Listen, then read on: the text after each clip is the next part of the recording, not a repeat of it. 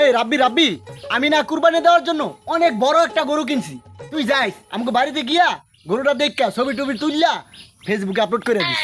আরে ভাই, আমরা তো গরু কিনছেন কুরবানি দেওয়ার জন্য, তাই গরুর ছবি তুললে ফেসবুকে আপলোড দেবেন কি জন্য? ওরে বেড়া, তুই দেখি কিছুই বোঝস না।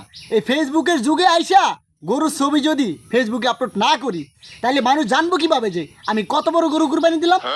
আরে ভাই, মানুষকে জানানোর দরকার কি? আল্লাহর জন্য কুরবানি দিতে আসেন, আল্লাহ জানলেই তো হইলো। দৌড়ু বেড়া, শুধু আল্লাহ জানলে হইব? এই মানুষেরও তো জানা লাগবো, কারণ আমি কুরবানিটা দেই তো মানুষকে দেখানোর জন্য। কিন্তু ভাই, আপনার এই কুরবানি তো আল্লাহ কখনোই কবুল করবো না। ওরে বেটা বলদ, এই মুইও জানি যে মোর কুরবানি কবুল হইব না, কারণ মুই তো গরু কিনছি সুদের টাকায় বেটা।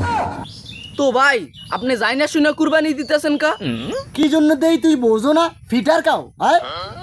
না বুঝি না, বুঝাইয়া দেন। তাই হন বেটা, এই মুই কুরবানি দেই দুইটা লাভের লিগা। এক হইলো আমি সুদ খাইলো মানুষ জানলো কুরবানি দেওয়া মিস করি না। আরেক হইলো ওই কুরবানির গোস্ত ফ্রিজের একটা সারা বছর খামু। এবার বুঝছো বেটা?